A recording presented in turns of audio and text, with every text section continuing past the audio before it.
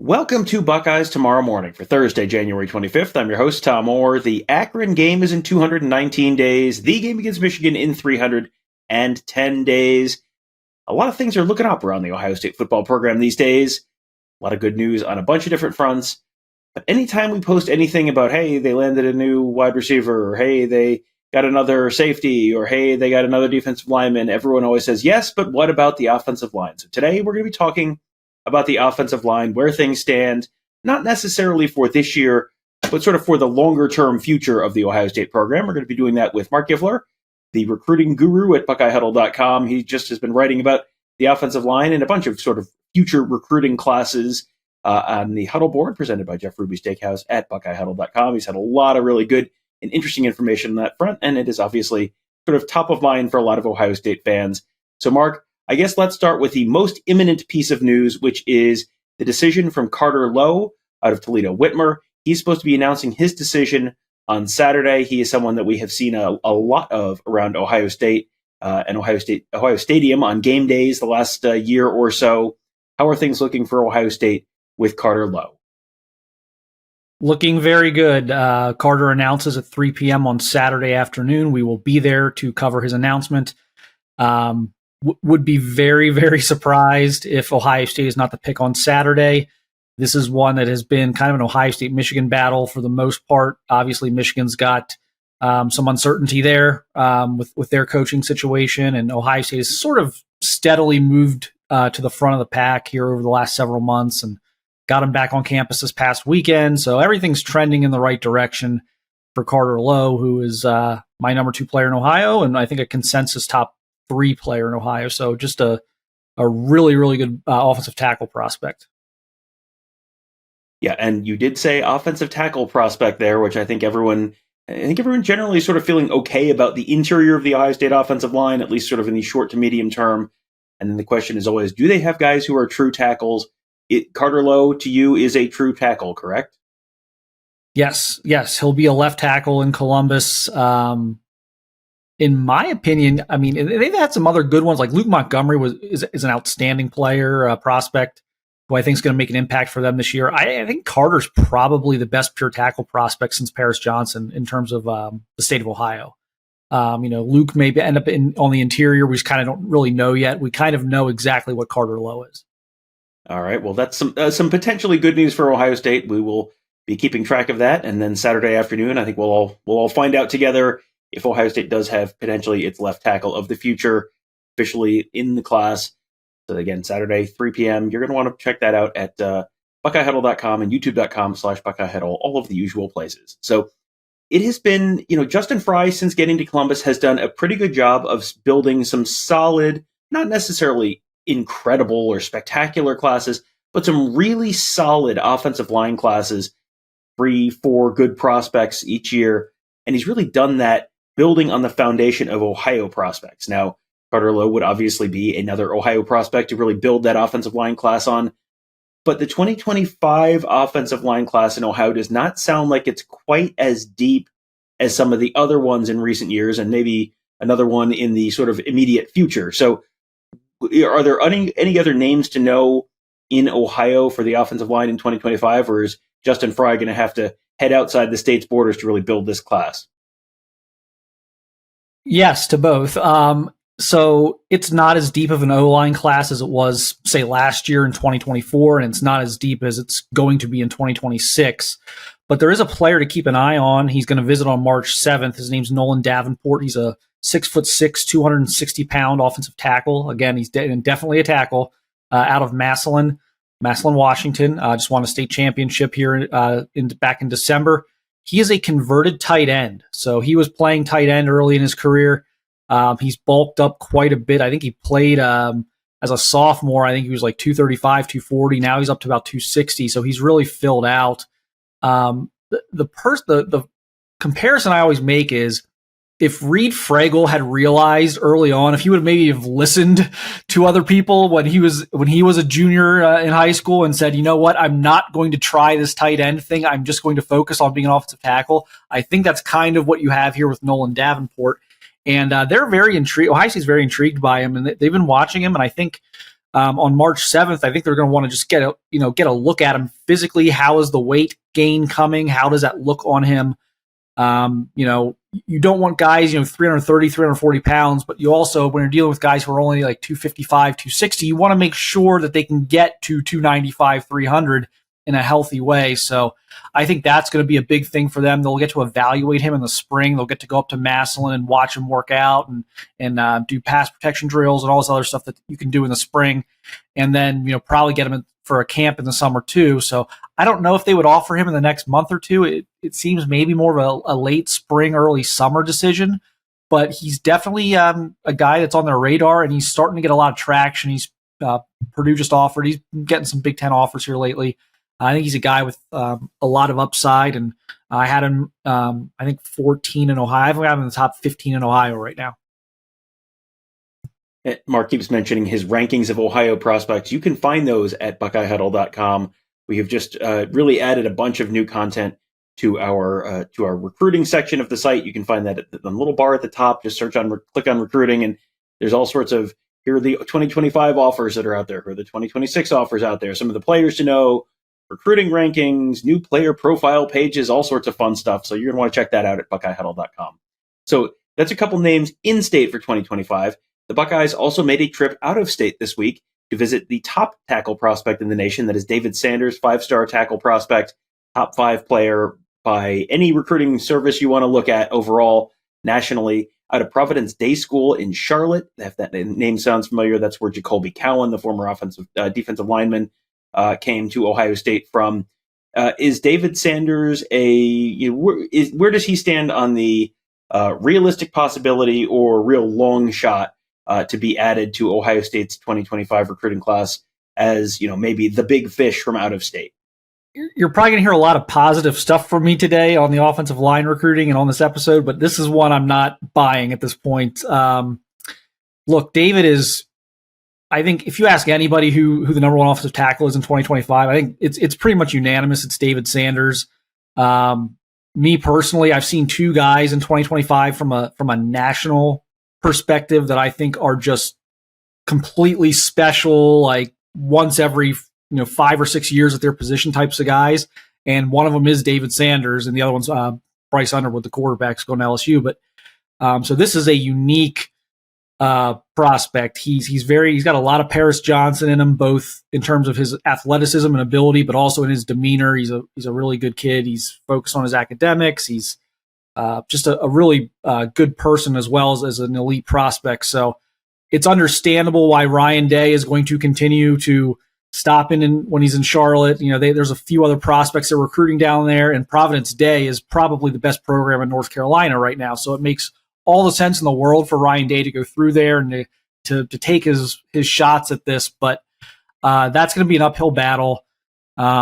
Georgia, Clemson are kind of the 2 I'm watching right now with David Sanders. I think Florida got an early good start on him, but Florida's got their issues right now, as we've probably seen over the past 12 months. So I don't know where Florida stands with him at the moment, but it's going to be hard to get him out of the South. We'll see. Again, it's one of those things where you're already going down, you're visiting 4 or 5 schools in Charlotte. It's a great area for talent. Providence Day School is a powerhouse program. It makes all the sense in the world to continue to kick tires here, but it's going to be a major long shot. I would not be banking on this one if I were an Ohio State fan. All right, there you go. There's your bad news. Now back to the good news. Mark, let's talk about 2026. Really a very talented group in state for 2026 for the offensive line class. Let's start with the 2 guys who are tackles, both rated as 4-star prospects, Sam Greer out of Akron-Hoban and Maxwell Riley out of Avon Lake. Both guys, again, we have seen a bunch of during Ohio State football games during the big parade of recruits an hour before the game. Those are both guys I think we probably have 4 or 5 different pictures of from various weeks that we've seen them down there. That obviously is a decent indication of interest on the players' part in terms of the program. Where do you see those recruitments potentially trending? Yeah, I think Ohio State's in great shape for both of those guys. I think Max has been down like 10 times. I mean, it's like 9 or 10 visits now for Max from Avon Lake down to Columbus. he's been a priority. They offered him his freshman year, and they just have relentlessly been on him, and he has reciprocated that. Sam Greer, very similar thing. If you look at Sam, so they had their big recruiting day in July over the summer. They're kind of like their barbecue hangout wiffle ball tournament thing. Sam was there. They have their big junior day here last weekend. Sam was there. So when it's a big weekend, Sam's always there showing up. I got a chance to watch Sam in the state championship game. He was outstanding. He missed a little bit of time early in his sophomore year, which I think hurts him a little bit developmentally. So I was kind of concerned about, okay, is he playing enough football? Because he's also a tremendous basketball player.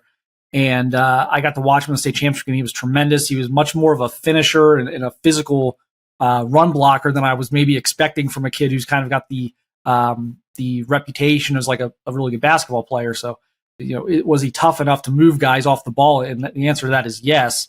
So I think they're in great shape with both guys. I think both are appropriately ranked as top 100 players nationally. And I think, again, I'd be surprised if Ohio State isn't able to land them. All right, I'm going to put you on the spot here because I'm trying to do this by memory, and I can't remember an Avon Lake player coming to Ohio State as a scholarship guy since Mike Deandrea. Am I forgetting someone? No, I don't believe so. I've covered a few of their kids over the years. They've all, I think one went to Northwestern. They've had a couple of kids go like low Big Ten or and some MAC kids as well. But I'm pretty sure Deandrea is the last Avon Lake guy to go to Ohio State. So now there's about half of the audience is probably going, oh, yeah. And the other half is going, who? And he was a 5-star linebacker prospect in the class of 2002, which was the Justin Zwick, Maurice Claret, Troy Smith, just Bobby Carpenter, A.J. Hawk, Nick Mangold class. Just one of the great classes in Ohio State history. He was one of the crown jewels of that class and then just had knee problems at Ohio State and never ended up really panning out. But yeah, one of the very, very big names of Ohio State recruiting in the early 2000s in the, golly, I guess it technically now is like the pre-modern recruiting era, which makes me once again feel 1,000 years old. That's okay. Speaking of things that make me feel 1,000 years old, let's talk again about the class of 2026 and Will Conroy. He is an interior lineman. The previous two guys were tackles. He is out of St. Ignatius, and he just got some news from Ohio State just in the last week or so. Yep, they offered him on Saturday. All three of those guys that we've talked about in 2026 were on campus on Saturday for the big junior day. Will got his offer. Huge news for him. This is the dream offer for him, so to speak. He's been a big Ohio State fan growing up, and he's likely a center, which I think is perfect in terms of roster spacing right now. I think they need a center in that class pretty badly. I think he'll be I think he's going to be like an all Big Ten center at Ohio State. I really like Will Conroy. I think the only reason you would have Will behind the other two guys we talked about in the rankings is position value. Obviously, tackle is a more valuable position than any interior prospect. Will is a phenomenal player, had a great sophomore year for St. Ignatius. Unbelievable work ethic, finisher, tough kid, wrestles. This was his only weekend available of the entire winter. He's got wrestling like every weekend, but he was able to make it to Ohio State, which also helps them kind of keep him away from some of the other regional powers. He can't visit. He's got wrestling stuff. So, but I think this is a guy that'll have a great chance at landing as well. And really one of my favorite players in the class. Just, I love the way he plays. I love the intensity and physicality he plays with.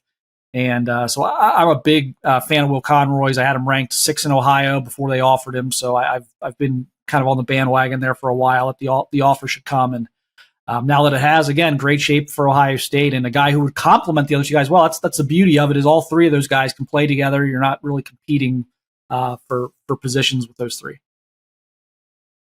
Well, if I ever have Will Conroy on the show, I will be able to have a long conversation about him, about being really busy every weekend with youth sports. That'll be a fun show if we ever have him on. Just kind of looking big picture, just sort of wrap this up. It feels like Ohio State has done a pretty good job with the 3 in-state offensive linemen and building the class around that sort of framework, more or less. Sometimes it's 4, sometimes it's 2, but it feels like that's sort of become the framework for a lot of these offensive line classes.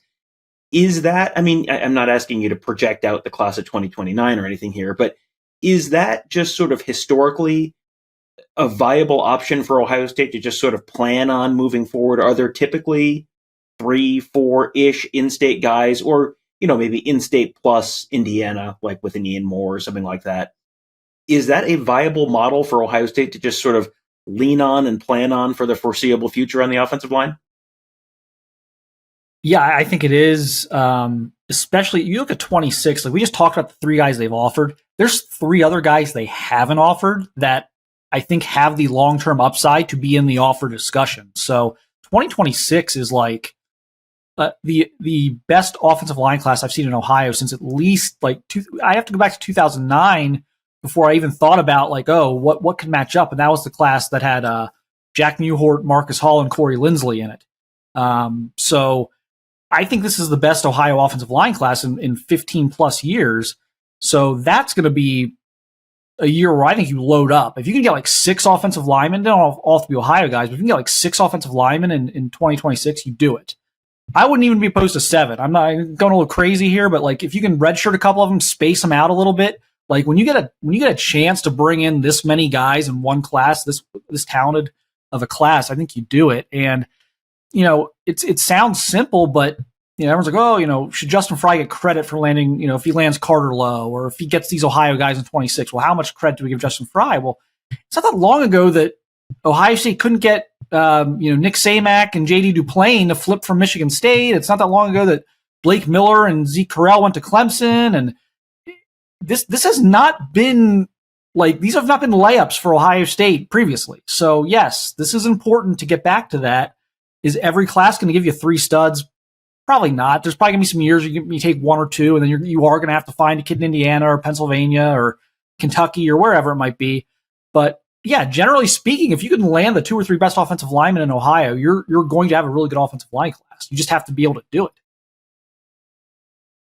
It's funny. It's sort of the inverse of the people used to take beating Michigan for granted thing, and then 3-4 years ago, it was like, oh boy, you can't assume that they're going to get any in-state offensive linemen, and now it feels like they're getting kind of the guys that they want, and now you're ready to take it for granted again. So, boy, the more things change, I guess, with quite a testament to Justin Frye and doing a pretty good job in keeping that room full and bringing in some talent, and sounds like that may be a viable path forward for the future as well. You think about how long the offensive linemen typically take to develop and get on the field.